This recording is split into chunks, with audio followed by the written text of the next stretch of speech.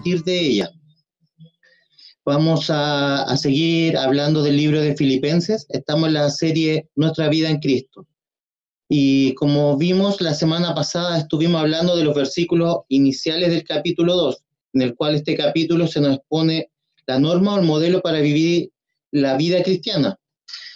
Recordamos que decía el versículo: haya pues en vosotros este sentir que hubo también en Cristo Jesús. Ya de nuestra lectura seguiremos, ahora vamos a seguir avanzando desde el versículo 12 en adelante. La carta de Pablo va dirigida a los santos en Cristo que están en Filipos, como lo vimos al principio del libro. A ellos se va dirigida, que son los obispos y los diáconos. Pablo ya no está presente en el lugar, no está presente en Filipos, y él se encuentra preso en la cárcel de Roma, por lo que ya no estaba para ayudarles, ni estaba seguro si los volvería a ver, solo le quedaba escribirles. Cuando Pablo exhorta a ocuparnos de la salvación, no implica la idea de tener que hacer algo para alcanzarla, ni tampoco para mantenerla, ni tampoco para perderla, ya que la salvación es una obra redentora de parte de Dios por medio de su gracia. Eso nos dice el libro de Efesios, capítulo 2, versículo 8. Dice, porque por gracia habéis sido salvados por medio de la fe, y esto no es de vosotros, sino que es don de Dios. La idea implica vivir nuestra fe, caminar como un discípulo de Cristo, no olvidando que venimos de la exposición de la forma o el modelo que fuimos conversando en el capítulo 2 de la obra de Cristo. Esto debe hacerse con seriedad, con diligencia, con cuidado, con reverencia. Cuidar nuestra salvación tiene que ver con una actitud diaria de tener una diligencia, una preocupación, una seriedad con respecto a cómo estamos viviendo nuestra fe, y no tiene que ver con ser salvos para alcanzar la salvación de la vida eterna, porque eso como lo vimos recién, ya fue una obra de Dios. Nos invita a que lo hagamos con temor y temblor. Muchas veces asociamos el temor con el miedo, con el terror, que en realidad no es lo que el apóstol Pablo quiere compartir acá. Tener temor de Dios es una absoluta reverencia, es una admiración por Dios Todopoderoso. Él es el creador de todas las cosas. A través de la Biblia recibimos algunas visiones del cielo. Vemos cómo algunas criaturas celestiales lo adoran alrededor de su trono, continuamente gritando: Santo, Santo, Santo, cubriendo sus rostros. Este Dios Todopoderoso es el que nos ha llamado a nosotros para servirle, y es el que está orando para ser salvo y para que podamos tener una eternidad con Él. Esto debe ser causa en mí que el amor, que la gratitud y una reverencia inexpresable crezcan y aumenten en mi corazón. Por lo tanto, el temor de Dios, como vemos, tiene que ver con la absoluta reverencia y admiración por lo que Él es. Dios es el que nos regala la salvación. Lo hace por medio de la fe. Es un regalo e iniciativa divina. Viene directamente de Dios. Así lo señala Efesios 2, del 8 al 9. La palabra dice: porque por gracia sois salvos por medio de la fe. Y esto no es de vosotros, pues es don de Dios, no por obras, para que nadie se gloríe. Por lo tanto, Dios no acepta ninguna clase de buenas obras para la salvación. Él no necesita que nosotros hagamos méritos, no necesita que estemos haciendo misericordias o alguna manda o cualquier cosa para obtener la salvación. Pero después que Él lo ha hecho por gracia, por misericordia, por medio de la fe, sí, Él hablará con nosotros a través de las obras. El libro de Santiago nos dice que las obras y la salvación van unidas. La salvación que Él nos regala por medio de la fe es una salvación que por medio del mismo produce un resultado. Eso es lo que implica y es lo que nos está enseñando el pasaje, porque Dios es el que en vosotros produce así el querer como el hacer por su buena voluntad. Él es el que provoca por su muy buena voluntad un resultado por medio de la fe a través de nuestras vidas. Al escuchar esto, podemos pensar que es un acto robótico, manipulador de un ser supremo que nos está controlando, que tiene el juego del ajedrez bajo su control y él decide qué piezas mover según sus designios. Muchos piensan que es así, pero es más bien un acto de amor, un acto de cuidado y un acto de protección de parte de Dios hacia nosotros. No es un acto robótico, manipulador, que lo tenga él solamente el control para poder mantener y administrar y conducir nuestra vida, sino que lo hace porque nos ama, nos cuida y nos protege. Mirar la cruz, mirando a nuestro Dios que se despojó a sí mismo, tomando forma de siervo, quien se humilló a sí mismo, haciéndose obediente hasta la muerte, no solo nos motiva a hacer cosas por Él, sino que también nos motiva a ejecutarlas por Él. Muchas veces estamos llenos de muy buenas intenciones, de muchas ganas de hacer cosas, y queremos salir a predicar, y queremos que el mundo se convierta a Cristo, y queremos hacer misiones apasionadamente, queremos ir a la punta de la lanza, en la primera línea, en el nombre del Señor, para que todo el mundo quiera conocer el nombre de Jesucristo, queremos hacer misericordia, salir a la calle, a atender a los necesitados, a los huérfanos, a las personas en situación de calle. Podemos estar muy llenos de muy buenas intenciones, pero a la final solamente mirar a la cruz y mirar el ejemplo que hizo nuestro Señor para con nosotros nos motiva a que debemos ejecutarla. ¿Y cómo lo hacemos? Obedeciendo. Por eso comienza el versículo 12 hablando de la obediencia. Romanos 12:2 dice: no os conforméis a este siglo, sino transformaos por medio de la renovación de vuestro entendimiento, para que comprobéis cuál es la buena voluntad de Dios, agradable y perfecta. Por lo tanto, el querer como el hacer de parte de Dios que provoca en nosotros es por su buena voluntad. Y el mismo libro de Romanos nos dice que esta voluntad es agradable y perfecta. Es buena, agradable y perfecta. Por lo tanto, lo que Dios hace es bueno. Lo que Él nos motiva a hacer es bueno. Lo que nosotros ejecutamos por obediencia, por expresión de amor, es bueno, porque viene de parte de Él. Ya avanzando en lo que estamos compartiendo, en la reflexión del día de hoy, también la palabra nos enseña, nos exhorta a que debemos hacer todo sin murmuraciones y sin contiendas. En el versículo 14 vemos que ya están consideradas, vemos que esta carta fue dirigida a los filipenses.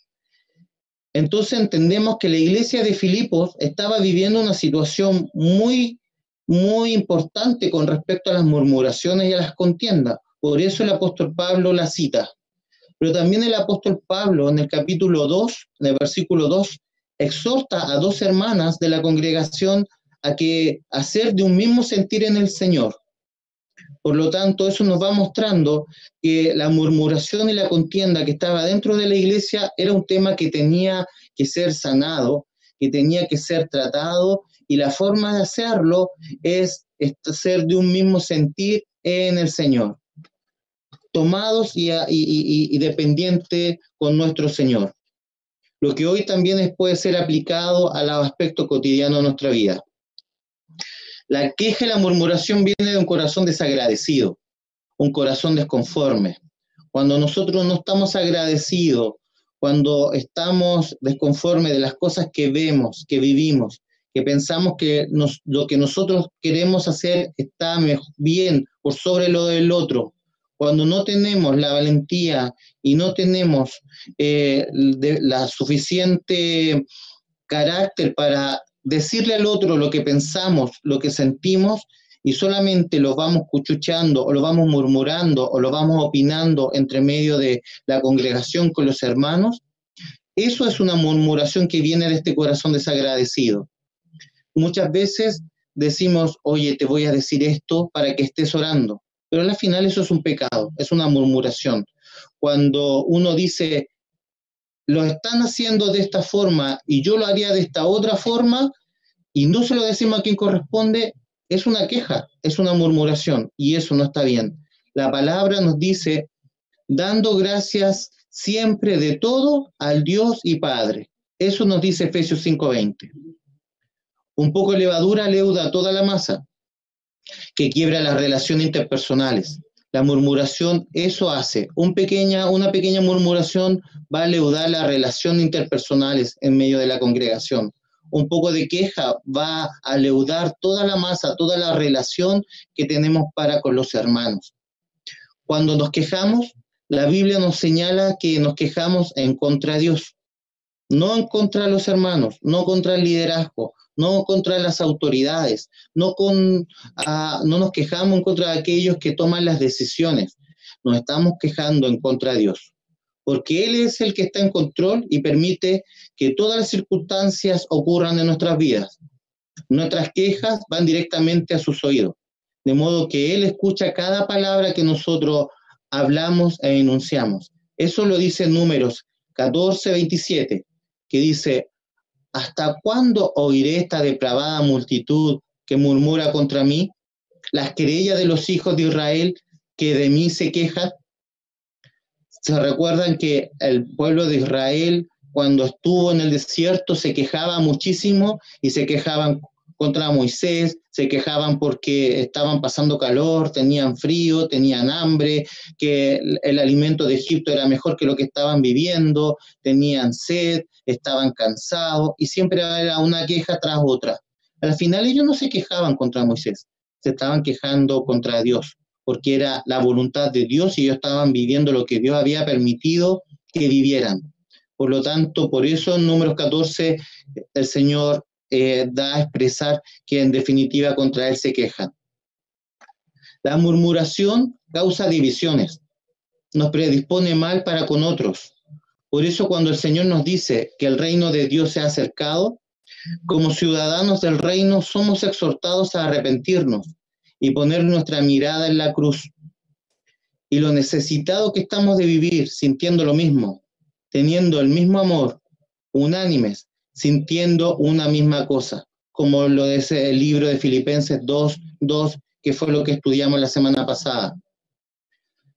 Siguiendo avanzando con lo que el Señor nos está mostrando en su palabra, ser irreprochable y sencillo viene del resultado de la obra de Dios en nuestros corazones.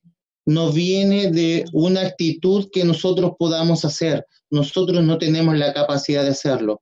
Viene solamente de este resultado. Como dice el versículo anterior, de Él viene el querer como el hacer por su buena voluntad. El hacer es el resultado de su obra en nuestros corazones. Es muy fácil escudarse en el yo soy perfecto. Yo no soy perfecto, yo soy un pecador, así me hizo Dios. Bueno, todos cometemos errores y así muchas cosas que hemos escuchado y nos refugiamos en esos argumentos para no desafiarnos a ser irreprochables y sencillos. Son barreras que levantamos que impiden muchas veces el fluir de las buenas obras de Dios en nuestras vidas. Vivir los estándares de Dios por nuestras fuerzas es imposible. No es difícil, es imposible. No hay ninguno que haga lo bueno, dice la palabra, ni uno solo. Por eso el pueblo de Israel no pudo cumplir la ley. Por eso no hay nadie que haya podido cumplir la ley de parte de Dios. Por eso hoy nosotros no hemos podido hacerlo cuando lo queremos hacer en nuestra fuerza, porque los estándares de Dios son imposibles vivirlo. Por eso, porque nuestro corazón es perverso y engañoso. Dice la palabra que no se inclina a lo bueno, se inclina a hacer el mal. Por eso es una obra divina, por eso viene de parte de Dios, porque es Él el que nos capacita para poder cumplir su palabra, para poder vivir su palabra y para poder hacer lo que Él nos invita y nos llama a hacer.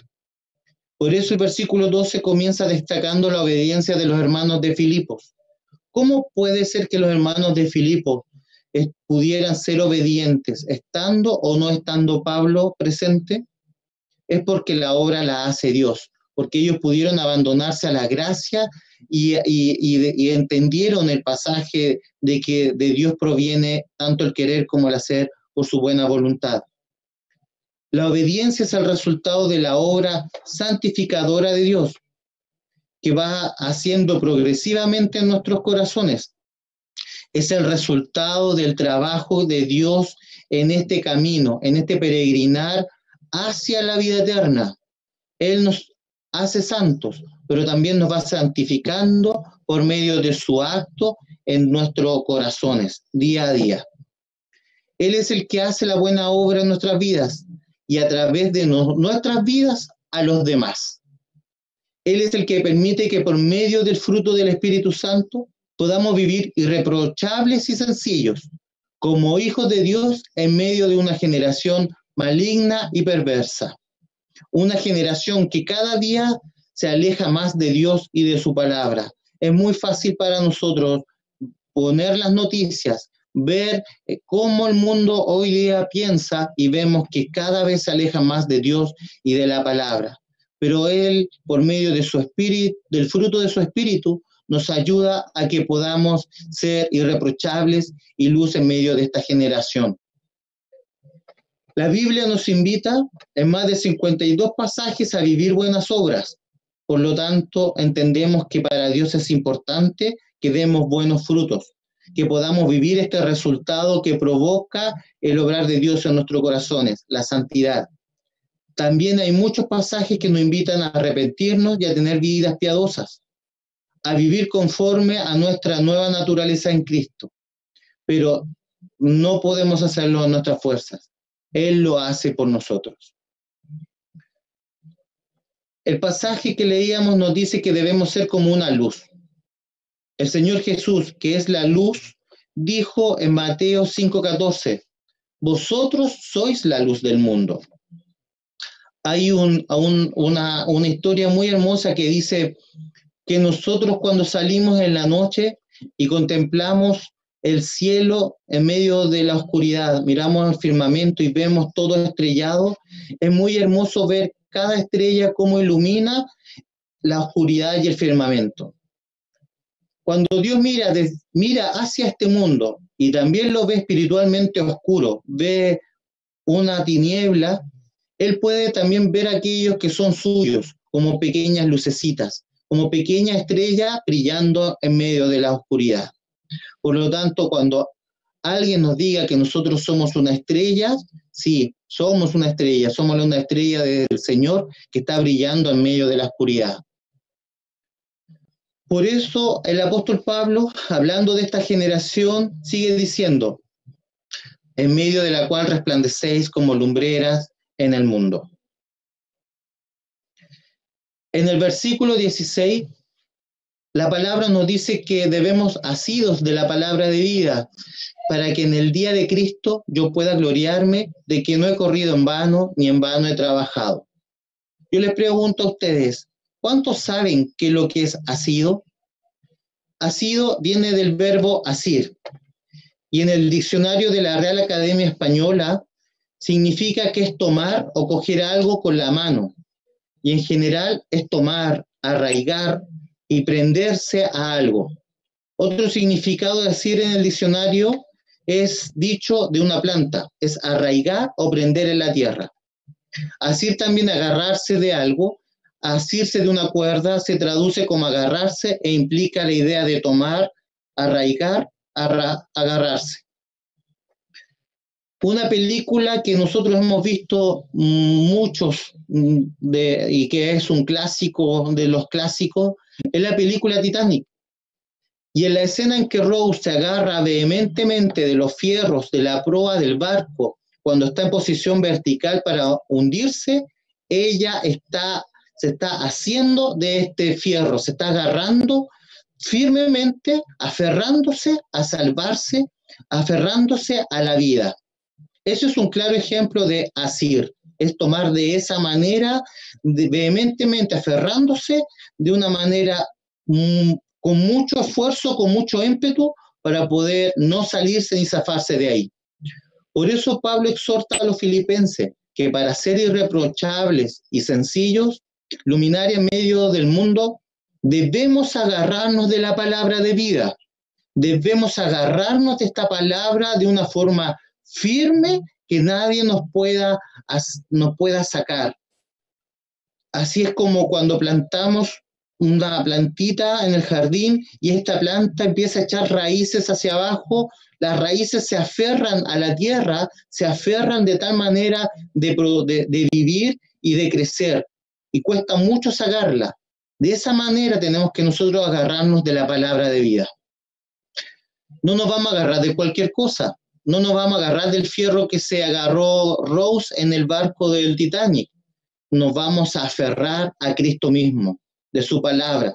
Y eso también como resultado nos dará buenas obras. Es necesario entonces persistir en la buena palabra, en aprenderla, pues es inspirada por Dios. Es útil para enseñar, para redarguir, para corregir, para instruir a fin de que el hombre sea perfecto, que sea maduro, enteramente preparado para toda buena obra. Así lo señala 2 de Timoteo 3, del 16 al 17. Por lo tanto, si queremos dar buenas obras para Dios, si queremos ser maduros en Dios como hombres de Dios, tenemos que ser persistentes en aprenderla, en vivirla, en enseñarla, en corregir, en instruir. Es la forma de que tenemos para agarrarnos de la palabra de vida. Cuando Pablo habla del día de Cristo, debemos recordar que el contexto que él está viviendo en ese momento. Como decíamos, él está encarcelado, sabiendo que en cualquier momento podría partir a la presencia de Dios, y que su gozo estaba en deslumbrar, en ver que su trabajo tuvo un resultado en el día de Cristo, en su segunda venida. Esperanza que también Pablo lo expresa en el versículo 5b del capítulo 4 de Filipenses, cuando dice que el Señor está cerca. Cuando Pablo nos va exhortando y dice, yo quiero que mi vida sea derramada como una libación en la ofrenda de Cristo, hoy le volvemos a hacer otra vez la pregunta, ¿sabemos qué es la libación en la ofrenda de Cristo? La Biblia nos enseña que refiere a las primeras ofrendas en el Antiguo Testamento. Eso lo podemos leer, por ejemplo, en Génesis 35, versículo 14. El del libro de Levítico y Números se describen los sacrificios y las ofrendas que eran agradables a Dios. ¿Y en qué consistía? Consistía en derramar aceite o vino como ofrenda sobre el sacrificio, sobre el holocausto. La libación no era ofrenda por el pecado o por la culpa, porque esa era la función del holocausto, del cordero que era quemado, que era incinerado. No tiene que ver con la redención. Los israelitas traían una odre de vino, simplemente lo derramaban sobre el sacrificio que estaba siendo consumido por el fuego, eso lo vemos en Levítico 23:13. Y esta sustancia que era derramada sobre el cordero, sobre el holocausto, ascendía como un vapor y desaparecía. Pablo sabía que el Señor Jesucristo hizo el sacrificio supremo. Él es el Cordero de Dios que redime el mundo de los pecados. Y el apóstol quería que su vida fuera una libación. Quiere decir que simplemente fuera derramada sobre este holocausto para ascender como un vapor y desaparecer. Él deseaba ser consumido y ocultado para que todo lo que se viera solamente sea la obra de Jesucristo. ¿Tiene sentido? Pues Jesucristo es el que recibe toda la gloria y todo el honor. En otras palabras, si vuestra vida honra el Evangelio, mi vida es simplemente derramada como una libación. Y todos nos vamos a alegrar como pueblo, como cuerpo, por ello. Pablo nos exhorta a vivir esta alegría, una alegría que atenta muchas veces contra nuestro orgullo y contra nuestra carne. Actualmente nos alegramos por distintos motivos, de los cuales muchas veces pueden ser equívocos. Necesitamos gozarnos por el hecho de que Jesús murió por nosotros, porque podemos servirle, o porque nos alegramos de ver cómo Dios se está moviendo en medio de su iglesia, o de cómo está siendo formada su iglesia a través de la fe. La mente de Cristo, su forma de sentir y pensar en el creyente, traerá gloria y honor a Dios. Por lo tanto, hermanos, el desafío que ahora tenemos y que Pablo nos invita es, ¿estamos dispuestos que nuestra vida sea como una ofrenda, una libación, que sea capaz de desaparecer en medio para que Cristo sea exaltado, para que todos puedan ver a Cristo, puedan ver su obra? ¿Estamos dispuestos a morir de tal manera de que sea el nombre de Jesucristo levantado? ¿Estamos dispuestos a que nuestras obras sean el reflejo de la relación que hoy tengo con el Señor? Porque es muy fácil decir yo tengo una relación con el Señor, pero muchas veces nuestras obras no lo demuestran. Y el desafío que hace este pasaje es justamente eso, ser luz en medio de las tinieblas, es vivir para Cristo, es vivir, arraigarnos a través de la palabra, y arraigarnos a través de ella implica aprenderla, conocerla, estudiarla, alimentarnos de ella, a fin de que podamos ser maduros para tener muy buenas obras. Que el Señor nos ayude, que el Señor nos ayude en este desafío que hoy nos presenta, porque como decía el versículo, no lo podemos hacer solo, no tenemos la capacidad de hacerlo solo. Viene de Dios la capacidad de hacerlo. Él lo hace por nosotros. De Él viene tanto el querer como el hacer por su buena voluntad, que es agradable y perfecta. Que el Señor nos ayude, amados hermanos.